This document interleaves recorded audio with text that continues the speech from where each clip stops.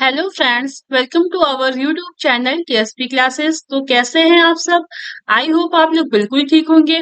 तो चलिए इस वीडियो में हम डिस्कस करने वाले हैं हिंदी विषय के चैप्टर 1 के टेस्ट यानी क्वेश्चंस जो हैं उसके बारे में। चैप्टर 1 जो है कंप्लीट हो गया है हिंदी का।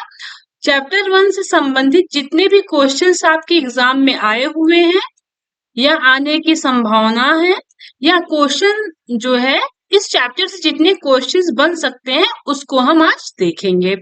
तो चलिए फिर हम स्टार्ट करते हैं।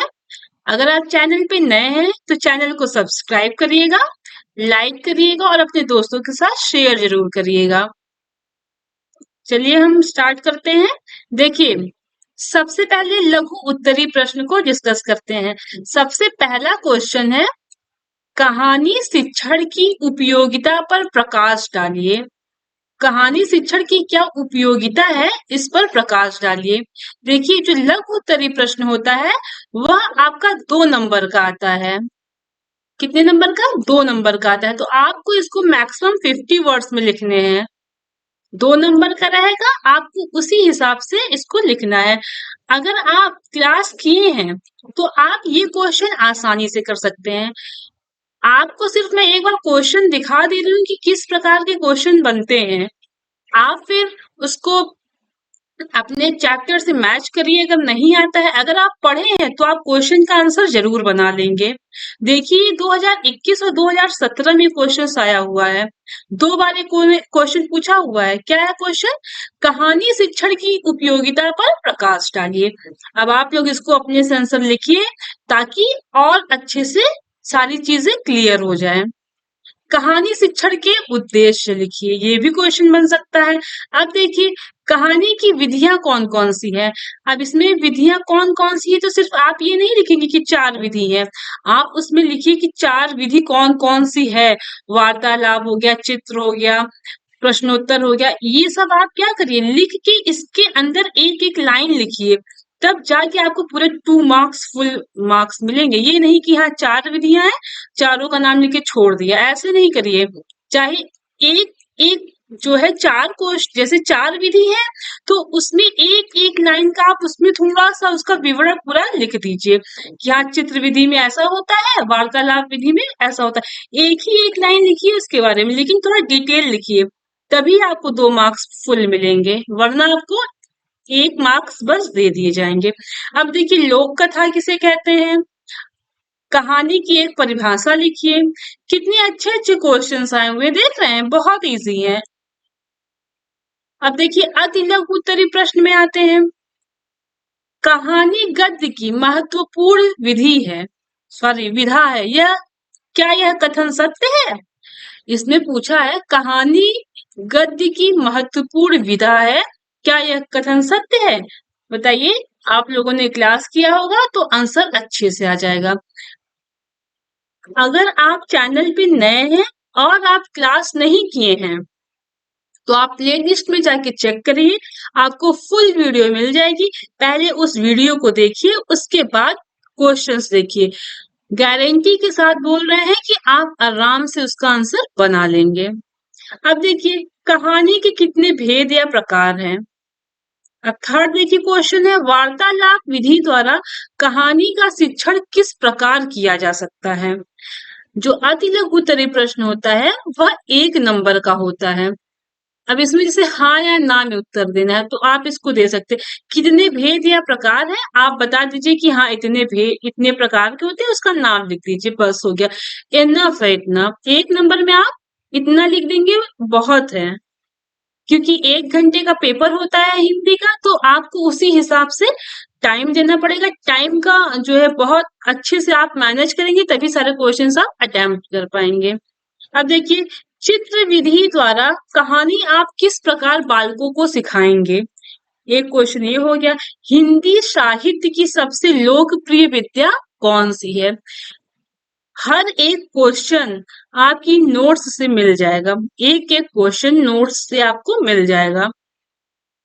और एक चीज और, अगर जैसे कि चैप्टर 1 कंप्लीट कराया, कोई भी चैप्टर कंप्लीट कराया, अगर कुछ क्वेश्चंस होते हैं जो कि विविध होते हैं यानी कि सिलेबस से थोड़े बाहर होते हैं या कभी ऐसे क्वेश्चंस पूछ लिए जाते हैं तो उसको मैं क्वेश्चंस के थ्रू आपका कंप्लीट करा दूंगी। तो आप लोग क्वेश्चंस को अच्छे से एक बार फिर से देखिएगा और फिर कॉपी में टिक करिएगा कि हाँ ये क्वेश्चन अच्छा ये है, इस तरह का क्वेश्चन बन सकता है, इस साल पूछा गया है, ये क्वेश्चन मोस्ट इम्पोर्टेंट है। इतना अगर आप करेंगे तो फिर सब कुछ क्लियर हो जाएगा। अब कहिए कि ये क्वेश्चन लिखा है, इसका मैं आंसर लिख के आपको बता दूं, तो फिर ये तो छोटे क्लास के बच्चों की बात हो गई कि हाँ ये क्वेश्चन लिख दिया, उसका आंसर भी मैंने लिख दिया। तो फिर ऐसे तो फिर होगा नहीं, जब तक आप उसको अपने से ढूंढेंगे नहीं तब तक काम नहीं चलेगा। ऐसा तो नहीं है कि आपको अपने से करना है, आपने पूरा नोट्स बनाया है, उसी को आप एक बार पढ़िए, फिर क्वेश्चंस करिए, आराम से हल हो जाएगा और चीजें भी आपको क्लियर हो जाएंगी। चलिए आते हैं अब हम ऑब्जेक्टिव के।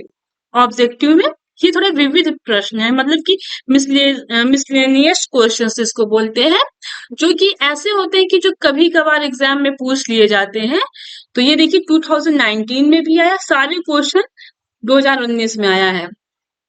पंच परमेश्वर कहानी के लेखक का नाम क्या है? कहानी से संबंधित सारे क्वेश्चंस हैं। जो पंच परमेश्वर कहानी है उसके लेखक का नाम पूछा है, तो प्रेमचंद। प्रकृति का सुकुमार कवि किसे कहा जाता है? तो किसे कहा जाता है? सुमित्रानंदन पंत जी को। अंधे की लकड़ी होना, मुहावरे का अर्थ स्पष्ट करते हुए वाक्य प्रयोग कीजिए। तो ये तो सभी को पता है कि अंधे की लकड़ी होना का जो अर्थ है वो एकमात्र सहारा। तो इसको आप अपने वर्ड में प्रयोग भी कर सकते हैं। ये चीजें ऐसी हैं कि आप जो है पढ़े हुए होंगे, ये कोई नई चीज नहीं है, क्योंकि आप सब ग्रेजुएशन किए हुए हैं और ये सब चीजें बिल्कुल नई नहीं है। तो थोड़ा अगर हाँ नहीं आता है या नहीं जानते हैं तो एक बार आप अच्छे से इसको समझ लीजिए, याद हो जाएगा, कोई बहुत टफ चीज नहीं है। देखिए हिंदी में जो है बहुविकल्पी क्वेश्चन आते हैं, 5 नंबर के बहुविकल्पी होते हैं। उसके बाद फिर अतिलघु आता है, फिर लघु रहता है। क्वेश्चन इसी फॉर्म में रहेगा, पहले बहुविकल्पी, फिर अतिलघु, फिर लघु उत्तरी। अब आते हैं बहुविकल्पी प्रश्न के ऊपर। देखिए गद्य की एक महत्वपूर्ण विधा है, तो कौन है? गद्य मैंने आपको बताया था कि हमेशा कहानी के फॉर्म में होता है। किसमें होता है? कहानी के फॉर्म में। जब भी गद्य की बात आएगी तो वह कहानी के फॉर्म में होता है, ठीक। गद्य की एक महत्वपूर्ण विधा है, मतलब ये जो है जब मैंने आपको पढ़ाया था तो सबसे पहले पैराग्राफ में है कि गद्य जो है वह कहानी की एक महत्वपूर्ण विधा है, ठीक। अब देखिए कहानी तत्व के आधार पर कहानी के कितने भेद हैं, ये मैंने नहीं कराया है आपको, तो एक जगह ऐसा आप नोट कर लीजिए कि तत्व के आधार पर कहानी के जो भेद हैं वो कितने हैं? 4 भेद हैं। कितने भेद हैं? 4। 1 मिनट रुकिएगा, इसको हटा देंगे ना, आप कंफ्यूज हो जाएंगे।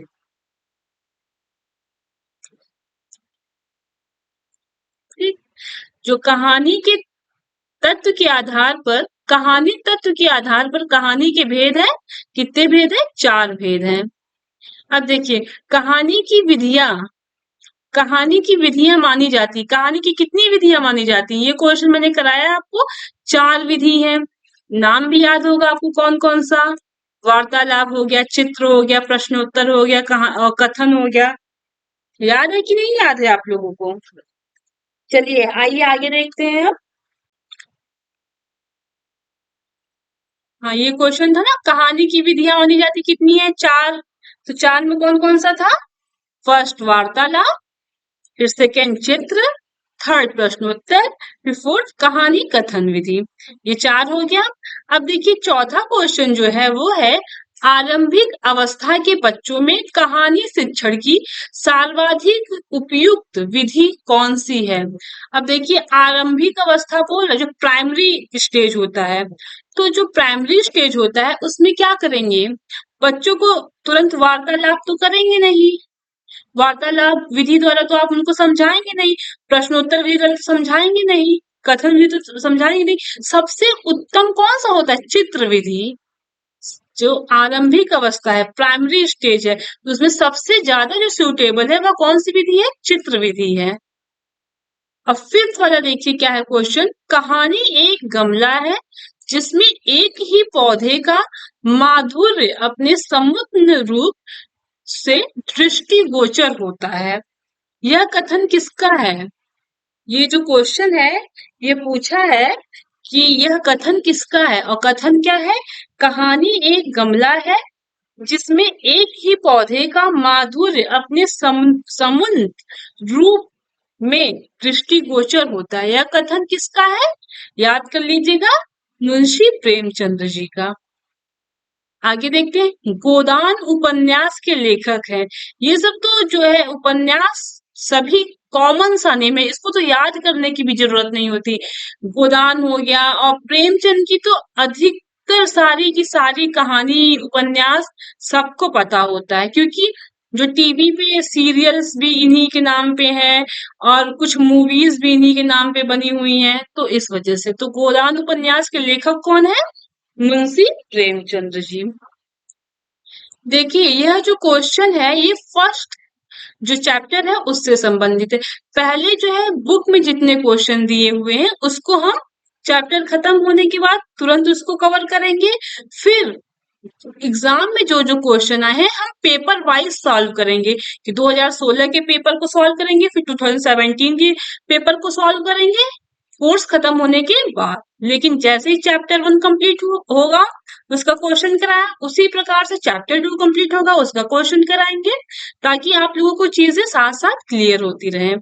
तो आई होप आप लोग को आज की क्लास बहुत अच्छी लगी होगी। क्वेश्चन जरूर करिएगा, और अगर नहीं समझ में आएगा तो कमेंट करिएगा, मैं उसका रिप्लाई जरूर करूंगी। अगर आप चैनल पे नए हैं तो चैनल को सब्सक्राइब कर लीजिएगा, लाइक करिएगा और शेयर करिएगा। तो आज की क्लास पर यही एंड करते हैं, मिलते हैं नेक्स्ट क्लास में। तो चलिए, ओके, थैंक